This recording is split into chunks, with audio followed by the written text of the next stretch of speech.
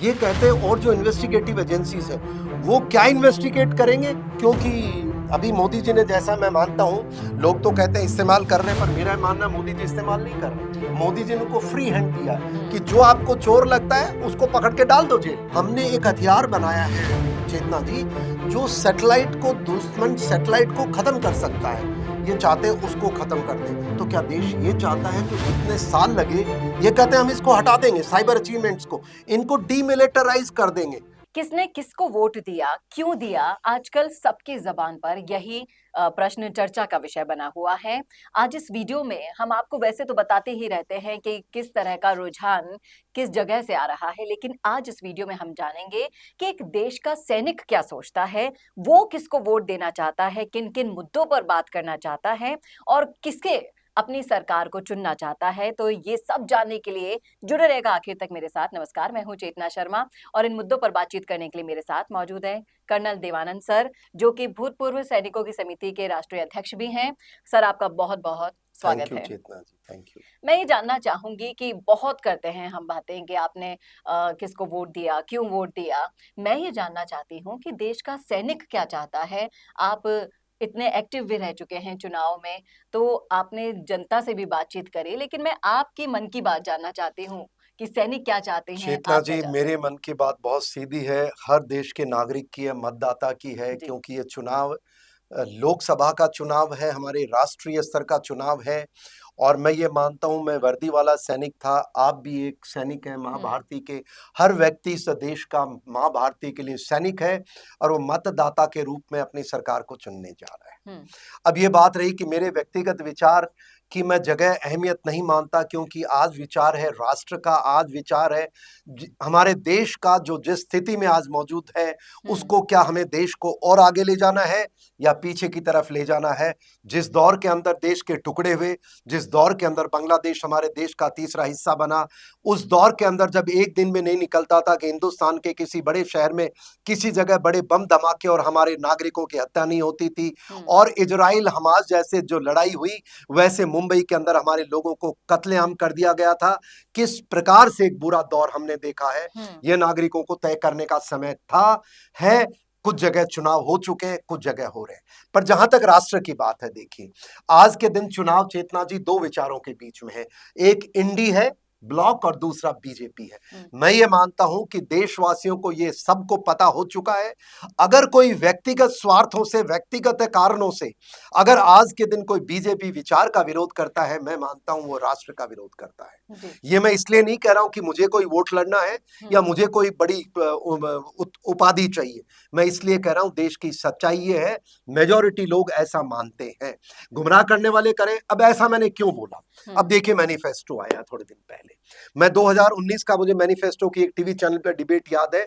उस दिन 370 को लेकर के 19 के अंदर ये चर्चा हो रही थी। तो मैंने कहा कि जो कांग्रेस पार्टी अकेली थी उस दौर में, तो अब तो इंडी गठबंधन बन गया है। और ये गठबंधन भी ऐसा खतरनाक बना है, जहां पर अगर देश के नागरिक, मुझे भरोसा उन पे है, क्योंकि वो अपने मत का सही उपयोग करेंगे और वो जानते हैं किसको कहां देना है। ये जाति विचारधारा से मैं मानता हूं ऊपर उठ चुका है ना मतदाता। लोग बेवकूफ बनाए वो अलग बात है, पर मतदान के समय देखिए, आज मैनिफेस्टो आता है, मैनिफेस्टो में इंडी गठबंधन और बीजेपी, मैं दो की मोटी मोटी बात करूंगा।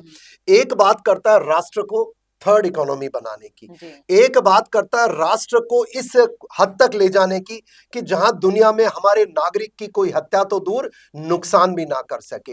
एक बात करता है कि देश को हमने इतना आगे ले जाना है कि इंफ्रास्ट्रक्चर में, कि जो ट्रेड है उसको हम बाहर एक्सपोर्ट करें, ना कि मोहताज बने ना। दूसरी तरफ आइए, अब क्या करते हैं इंडी गठबंधन, 370 जैसा ऐसा एक हमारे ऊपर वो था, जिसके कारण लाखों की संख्या में नागरिक और सैनिक मारे गए थे, क्योंकि वो टेररिज्म को बढ़ावा देता था। अब पार्टी इंडी गठबंधन कहता 370 को वापस लाएंगे। अब बताओ इनको कोई वोट देगा? अब वो तो समय ही बताएगा। इसके अलावा सीएए, अब इन लोगों का दिमाग खराब हो गया है। कांग्रेस को पता नहीं हो क्या रहा है, अब इंडी को हो रहा है। अरे भाई, राष्ट्र सुरक्षा से जुड़े मुद्दों पे आप गुमराह नहीं कर सकते। ये कहते हैं सीए वापस ले लेंगे। अरे भाई, कौन इनको वोट देगा? क्यों वापस लोगे भैया? क्या तुम्हारे घर की बपोती है कि तुम चाहो वो करो? ये राष्ट्र सुरक्षा के। ये कहते हैं कि एनएसए को, I was surprise Chetna ji, I was surprise जो विचारधारा ये कहती है कि एनएसए को हम हटा देंगे। मैं चाहूंगी कि आप हाँ, इनके फुल फॉर्म भी बताते जाइए जिससे हमारे दर्शक अच्छे से समझ नेशनल पाएं। सिक्योरिटी एडवाइजर, ये वो व्यक्ति हैं जो अपनी टीम के साथ भारतीय आंतरिक और बाह्य सुरक्षा का जिम्मेवार है। प्रधानमंत्री और पार्लियामेंट को रिस्पॉन्सिबल है ये व्यक्ति। जी। ये हटा देंगे तो भाई चाहते क्या है चेतना जी? क्या देशवासियों को बेवकूफ समझते हैं ये? एनएसए को हटा देंगे। दूसरा ये क्या कह रहे हैं कि कोई भी प्रकार की जो इन्वेस्टिगेशन होगी पॉलिटिशियन के, वो पार्लियामेंट से अप्रूवल लेंगे। वाह भाई, तो दूध की रखवाली बिल्ली को बैठाएंगे लोग। तो क्या हमें बेवकूफ समझ रहे हो यार कि मतलब नागरिक हो सकता है आप जैसे जो विचारधारा वाले लोग हैं वो आपको और तीर चढ़ाएंगे, पर सामान्य जनमानस जानता है दूध की रखवाली करने बिल्ली को नहीं बैठाया जा सकता। ये कहते हैं और जो इन्वेस्टिगेटिव एजेंसीज हैं वो क्या इन्वेस्टिगेट करेंगे, क्योंकि अभी मोदी जी ने, जैसा मैं मानता हूं, लोग तो कहते हैं इस्तेमाल कर रहे हैं, पर मेरा मानना मोदी जी इस्तेमाल नहीं कर रहे। मोदी जी ने उनको फ्री हैंड दिया है कि जो आपको चोर लगता है उसको पकड़ के डाल दो जेल में, तो वो एक अच्छी बात है। ये क्या कहते हैं, इनको इन्वेस्टिगेशन करेंगे पार्लियामेंट से अप्रूवल, मतलब फिर दिल्ली से परमिशन लेनी पड़ेगी। चौकीदार बैठा दिया कि दूध तू मत पी, मैं रगड़ जाऊं। तो ये इस तरह की विचारधारा के साथ ये काम कर रहे हैं। ऊपर से और देखिए रिजर्वेशन के मुद्दे पे कितना गुमराह कर रहे हैं ये लोग। अगर हमारे देश के संविधान में रिजर्वेशन धर्म के आधार पर नहीं है, तो आप अगर एक धर्म विशेष को रिजर्वेशन देने की कोशिश कर रहे हैं, ये तो स्वीकार कैसे करेंगे मतदाता सिर्फ आपके वोट के लिए? जी, बरगलाने के हद तो देखिए आप, अमित शाह जी के वीडियो के साथ जो छेड़छाड़ हुई सोशल मीडिया पर, जब चारों तरफ ये वायरल हुआ, आप देख सकते हैं कि किस हद तक ये कोशिशें कर रहे हैं। ये इंडी का चरित्र है, उसमें एक सीएम भी शामिल है। जी। और शायद पुलिस ने उनको समन भेजा। अब क्या कहेंगे, हमारे पीछे पड़ गए। अरे भाई, जिसके जो कर्म है वही तो भुगतना पड़ेगा ना। और देखिए हमारा जो न्यूक्लियर वेपन प्रोग्राम जो हमारे देश के वैज्ञानिकों ने बनाया, कितना हमारा पैसा लगा, कितने सैनिकों ने अपना जीवन बलिदान किया, देश के दुश्मनों ने मार दिया उनको। ये कहते हैं हम उसको हटा देंगे। वाह भाई वाह, राष्ट्रीय सुरक्षा से एनएसए।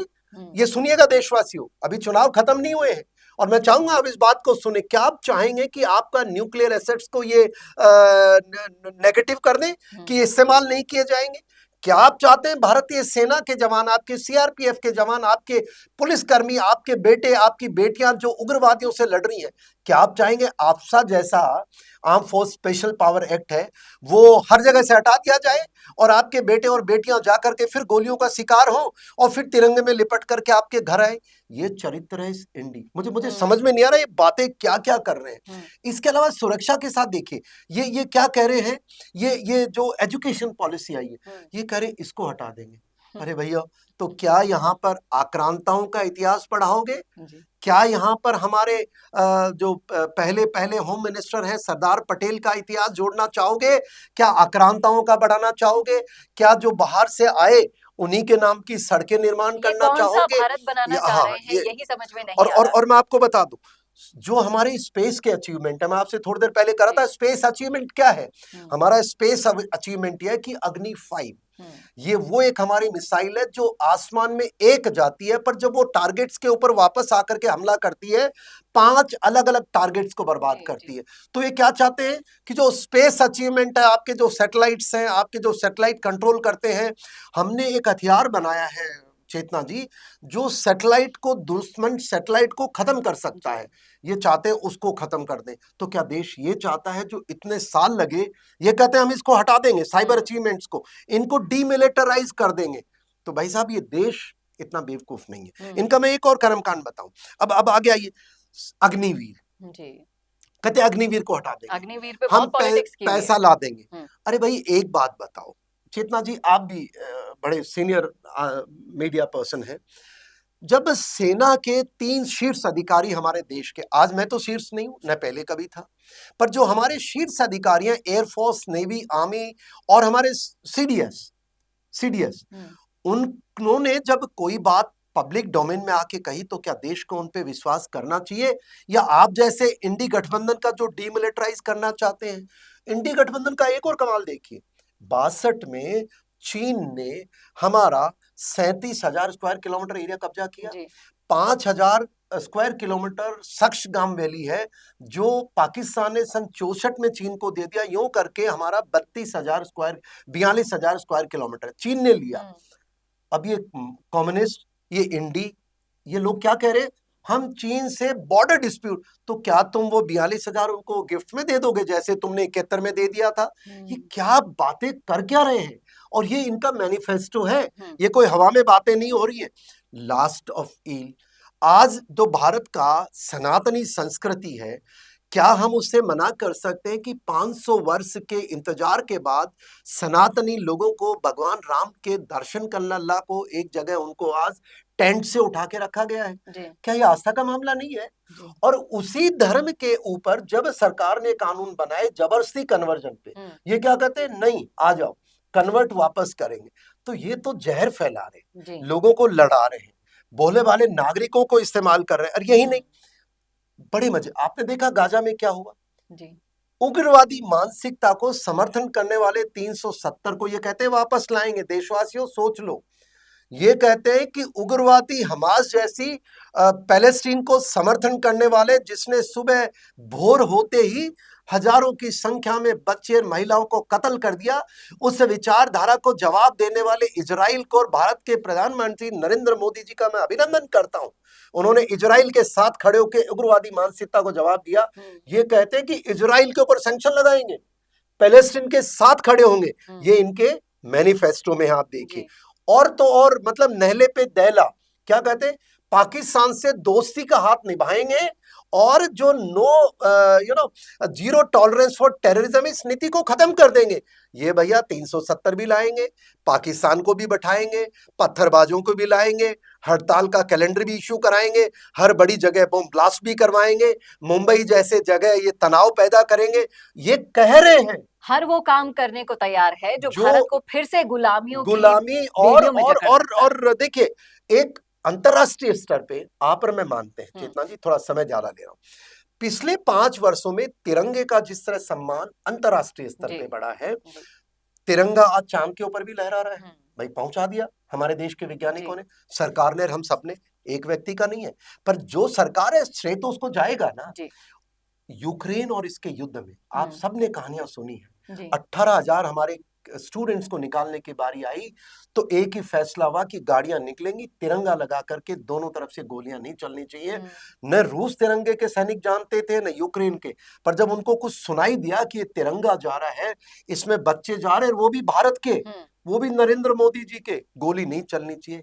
वो तिरंगे का सम्मान बढ़ाने वाली सरकार के लिए क्या कहते हैं, I2U2 इंटरनेशनल लेवल पे क्वेड भी अमेरिका, हमारा यूके एंड ऑस्ट्रेलिया के साथ जो गठबंधन है हमारा, सॉरी जापान, तो जो गठबंधन है चीन को जवाब देने के लिए, ये चीन से क्या करेंगे, बॉर्डर डिस्प्यूट खत्म करेंगे हमारी, मतलब I don't know what they want, पूरा तो उन्होंने बताया नहीं, पर क्वेड से खत्म करेंगे। जबकि क्वेड बनाया किस लिए है, चीन को जवाब देने के लिए, साउथ चाइना सी में, भारतीय महासागर के, इंडियन ओशन, हिंद महासागर के अंदर जवाब देने के लिए। और ये इसमें लिख रहे हैं अपने, किसमें, मैनिफेस्टो में। देशवासियों सोचने की बात है, चाइना बॉर्डर डिस्प्यूट, अरे भाई वो बिल्ली वाली, इन्होंने कर्म किए, अब वो जब उसको रोका जा रहा है कर्म सब, तो क्या चीन को दे दोगे भैया? और जो कुछ लोग हिंदुस्तानी लोग, लालची लोग, देखिए मैं जयचंद हूँ, वो हर डिपार्टमेंट में मिलेंगे, उनको क्या है, उनके स्वार्थ सिद्ध नहीं हुए होंगे, तो उनको लगता होगा अब कैसे न कैसे, अब डिमोनेटाइजेशन आया, पहले लोग कहते हैं डिमो बहुत बुरा, क्या बुरा था भाई, गरीब आदमी को कहते हैं भाई 2000 का नोट जमा कराओ। आप बताओ चेतना जी, कितने लोग आज से 10 वर्ष पूर्व कितनों के पास 2000 का नोट जेब में, मेरे पास नहीं था, जो मैं सेना का एक बड़ा अधिकारी था, तो कहां से गरीब आदमी के पास, तो जो ये अब सोचना पड़ेगा। मैंने आपको बहुत सारी, जो भी सुरक्षा से जुड़े हुए मामले, जो सम्मान से जुड़े हुए मामले, जो आपकी शिक्षा से, जो आपको आगे ले जा सकते हैं, अंतरराष्ट्रीय स्तर के ऊपर हमारे दुश्मन देशों से दोस्ती की बात कर रहे हैं, और इजराइल जैसा देश जो उग्रवाद से लड़ने में, देशवासियों याद रखना 99 की बात है, कारगिल युद्ध था, जब आपका हर देश का सैनिक, आपने मुझे सैनिक कहा है, हर देश का नागरिक सैनिक के साथ खड़ा था। आपको जान के जो ये लोग कह रहे हैं ना, अपनी मैनिफेस्टो में कह रहे हैं कि इजराइल को हम दुश्मन देश घोषित करेंगे, पूछो उनसे 99 के अंदर ना तो चीन ने हमारी मदद की चेतना जी, ना हमारी पाकिस्तान, तो दुश्मन थे ही थे हमारे, रशिया ने नहीं की, यूके ने नहीं की, यूएसए ने, हमें किसी ने भी सैटेलाइट इनपुट नहीं दिए हम देख सके ऊपर क्या है। तब अगर कोई दुनिया में एक देश हमारे साथ आया था वो इजराइल आया था, क्योंकि हम पहाड़ियों के ऊपर लड़ाई, पाकिस्तानी ऊपर आके बैठ गए थे और नीचे से हमारा सैनिक जाता पत्थर मार के भी मार सकता था, अब हमको मुकाबला करना था उन बंकर्स में। तो ये इजराइल ऐसा देश था जिसने हमें लेजर गाइडेड वेपन दिए, जो हमारे हवाई जहाज से फायर किया जाता और हमको उस छेद के ऊपर लेजर लगा के रखनी थी अंदर जाके। इस तरह हमारी विजय हुई। जिस देश ने आपका इतना बड़ा साथ दिया और आप इनका साथ देना चाहते हैं, भैया चुनाव खत्म नहीं हुआ है, देश के अंदर देश विरोधी ताकतें अभी भी मौजूद हैं। अब ये तय करो कि आपको देश को आगे ले जाना है, आपको अपनी संस्कृति को ले जाना है, आने वाली पीढ़ियों को हमने शिक्षित करना है। जो एजुकेशन पॉलिसी आपकी गुलामी मानसिकता से दूर ले जाती है, आपके शहीदों को अरे सुभाष चंद्र बोस की मूर्ति लगने में इंडिया गेट के उस कैनपे पे किसी में हिम्मत नहीं थी। ये राजनीतिक चरित्र ऐसा था हमारा पुराना, चेतना जी, सीडीएस जी, कमांड डिफेंस सर्विसेज के जो हमारे चीफ होते हैं तीनों के, उनको नियुक्त नहीं कर रहे थे। कारगिल कमेटी के अंदर बोला कि सीडीएस लेके आओ, सीडीएस लेके नहीं आए। जो व्यक्ति लेके आया, अब आज उसके बाद उसी के विरोध में खड़े होकर के कहते हैं वॉर मेमोरियल। सैनिक मांगते रह गए 47 के बाद कि भाई हमारे को हर सैनिक का सम्मान तो करो, वो नहीं किया। ऐसा नहीं है कि ये मौजूदा सरकार मोदी जी ने सारी समस्याओं का निवारण कर दिया, अरे तभी तो कह रहे हैं एक मौका और दो। जिस देखिए ये कार्य बोल रहे हैं, मैं किसी व्यक्ति का मैं क्या बुराई कर सकता हूं, ये अपने मैनिफेस्टो में लिखते हैं। सैनिकों की समस्या, कई बार सैनिक कहते हैं, चेतना जी सुनिएगा, कि हमारे 1 रैंक 1 पेंशन में प्रॉब्लम है। कौन कहता नहीं है, प्रॉब्लम्स होंगी, प्रोग्रेसिव है, पर एक बात बताओ, दी किसने चेतना जी? उससे पहले हमारी तनख्वाह 30,000 होती थी और आज हमारी है, ये किसी ने एहसान नहीं किया है, पर जिस व्यक्ति ने किया आप उसके पीछे पड़ जाते हो। 1 रैंक 1 पेंशन, अरे दिया है हमें, कमियां हैं, दूर होंगी। मैं हर बात